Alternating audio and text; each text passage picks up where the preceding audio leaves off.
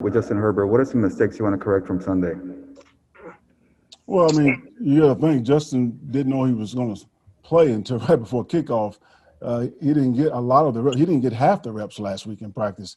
So that playbook really shrunk, and we put him in some tough situations, where he hadn't practiced certain things. And so, like I said earlier, I'm just looking forward to seeing him with the week of practice underneath his belt and taking every single rep as a starter. I'm excited to watch the young man play. Thank you. Yeah. Fernando. Anthony, how's Tyrod doing mentally, and how's his spirit doing this week with everything that's come out and him not being able to play and help his teammates on the field? So Tyrod's an extremely classy young man, very tough. I mean, he played that whole game with this injury the first week, never said one word. Just wanted to be out there for his teammates and help us get that victory. And he's a captain of this football team.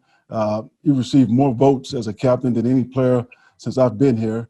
And so he's been real professional about it, and that's what we expect from Tyrod. He's helping both young quarterbacks right now get ready to play this weekend. Obviously, last week you weren't getting a ton of first-team reps because Tyrod was taking all of those. What's it been like this week getting to work with the ones and get all those reps, especially in those situational drills like, fourth downs, third downs, red zone, that sort of thing? Yeah, it's really nice to be able to practice and get some of those reps this week. But fortunately, last week, Coach Hamilton and we spent a lot of time after practice kind of walking through the reps. So we just get more kind of live speed reps this week.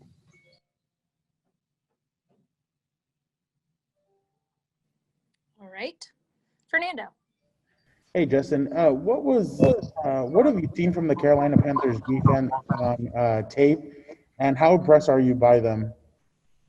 Yeah, we've only got 2 games of kind of film study to look at because of a new defensive coordinator, but they've got some really athletic guys on that side of the ball, and they've got guys that fly around, make plays, and play really passionate defense. And so it's something that we really need to focus on this week and prepare for as we prepare for the Panthers. And last week you went up against Patrick Mahomes, one of the better quarterbacks in the NFL. Did he say anything to you after the game, give you some sort of advice or anything like that? Yeah, we kind of just shook hands, and he told me, he learned how to not take so many big hits because I took one on the sideline, and we kind of laughed about that. But he was just kind of offering some advice here and there. Hey, Linval, the Chiefs normally gash opposing defenses with their screen game, but it seemed like every time they tried to throw one of those at you guys were right on top of it, sniffed it out right away. I mean, what can you attest to how you guys were able to contain that type of their offense? I mean, I guess study. We just had we play them twice a year. We know they're an explosive team, and if you hold back on some of the explosive plays, you get a good outcome. And one last one. Jerry Tillery, man, he's had a heck of a 2 weeks. I think ESPN just brought out some pass rush win rates, and he's among the top 6, I believe, in that area. Just what have you seen from him in terms of how he approaches the game? And go ahead. He's a scary man. Just say that. He's very explosive. Once he keep his feet moving, he make explosive plays. I love to see it. I love the young guys who take advantage of their opportunities, and right now he's taking advantage of them. I wanted to ask you about this defensive line from top to bottom, man. It doesn't seem like there's much of a drop-off when guys like Bosa and Melvin are out of the game, and then just the emergence of Jerry Tillery in year 2. Yeah, super proud of Jerry. I mean, I'll go ahead and start off with that. I mean, he's a guy I've known now for, 7 years. And he's just matured a lot. I said it, when he was going through the draft process, said he's a guy who's matured. And you continue to see that process here. I mean, the guy's killing it. I mean, he's having a great beginning of the season. I'm super proud of him. I know he's going to continue to get better. As to the whole D-line, I mean, I just think we've got extreme depth. We have great players with great depth. I think it's, while it is the NFL and everybody's getting paid and everybody's really good, I think having that much depth is rare. And I think that much depth can lead to championships. And so I'm super excited about our D-line. We stand behind Gift, kind of leading the charge with our coaching. And then, like I said, we have great depth and great players. So really, I've been really pleased with the first 2 games. I wanted to ask you just what makes Teddy Bridgewater just that elusive, makes him hard to try to contain and get him down? Oh, man, I've been playing against Teddy Bridgewater since high school, man, and he's an elusive quarterback, man. honestly, you don't know if he played quarterback or receiver, man. He's tall, he's fast, he's elusive, and he can just make plays, man. He keeps his eyes down the field, and, if he has to, put the ball down and run, he can. How different is this team without having Christian McCaffrey at running back, especially all the things that he does for that offense to keep it going? I mean, I'm pretty sure for them, man, it's going to be, a lot different. I mean, I'm pretty sure, he made up a big part of their offense. He is a playmaker on their offense. So I'm sure, it might be a huge loss for them. Before the season started, you were talking about turnovers and about what you wanted to create more turnovers than last year. So far, you guys have 2, I believe. Are you emphasizing that still, and are you pleased with it, or do you want them to be able to take the ball away a lot more? It's a good point. What we watch for as a coaching staff, yes, it is still heavily emphasized. What we're watching for on tape is their attempts. Our guys going for the ball. Dez had the pick against Kansas City. We had Kaiser White get the ball out. We recovered it. The knee was down. Chris Harris had a punch near the sideline. So we're seeing our guys with the intent to get the ball. And, I've always had a saying with those guys that's saying, hey, when we see that, they'll come in bunches. You'll get 1 and then you get 2. But we have to see the intent. So we're seeing that part of it. So you just got to keep having faith. As long as we have that, they'll come. You're the leading receiver right now on the team as far as yards. How do you feel like you've grown from last year now going into this year? Yeah, I think availability is the biggest thing. I just want to be available for the team week in and week out. And,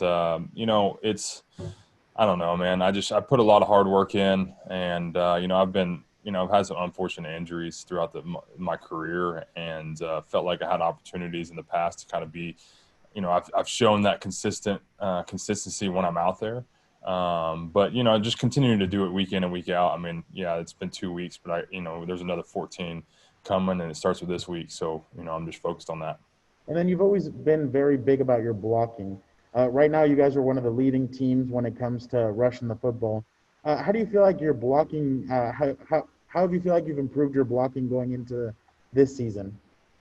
Yeah, I mean, trying to get stronger, and just continuing to, grow in that every single year. I mean, you have such a long off season, and this year was especially such a long off season of just training. So I think I was just trying to, continue to get stronger. And then when we got back together, just continue to work on technique, footwork. Alfredo Roberts, our tight end coach, has been big on technique, getting us right in the run game, and I feel like it's starting to pay off a little bit. So, I'm definitely excited for where I'm at right now and where our run game has been, but we have a lot to continue to improve on and show. You guys have been getting Hunter rolling the first 2 games, 16 targets.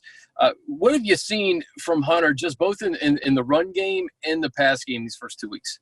Well, he's an athletic player, as we all know, but his ability, his matchups inside on linebackers and safeties and create a separation like he does, he's a weapon for us. He's been a good player for us. And in the blocking game, he does a heck of a job standing in there and blocking those defensive ends and doing that. So he's done a heck of a job. And also with Justin, just his ability to distribute the ball pretty evenly among all the weapons you guys have on offense. How impressed were you by a guy going in there kind of cold and being able to distribute the ball the way he did? Yeah, he did. He did a really nice job. Obviously, he goes through his progressions. We have certain plays that are designed to go to certain guys, and sometimes it doesn't come up the way we see it. And he works through his progression, and he finds the checkdowns or he finds his second read. He did a nice job of doing that. I don't think we've gotten to talk to you since the Bengals game, but in that game, Joe Reed had a big 46-yard kickoff return, and I think I read somewhere that's the longest the franchise has had since 2012. Just talk about that big return and what you saw on that play.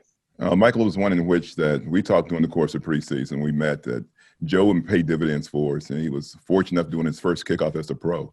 As you mentioned, since 2012, it's 46-yard kickoff return. I think you go back to the postseason. I think Desmond King maybe had an 80-yard return against the Ravens down the left boundary, but that was in the postseason. But regular season, yeah. And it's good to have rookies. And I know you just had a segment with Isaac Rochelle about the rookies helping. A rookie coming in, first game, first kickoff, 46 yards, set a touchdown up, help our team win a game is huge for Joe Reed. Awesome. Thank you. No problem. All right, Fernando.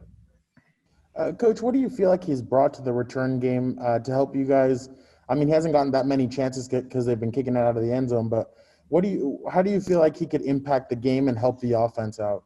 Well, I think, Fernando, anytime you get a player like Joe Reed of his caliber, it speaks ways before he even get here. Our players knew what he was as a college collegiate player. And then you get a guy like that, his first kick, he goes 46 yards. He had 2 30-yarders last week.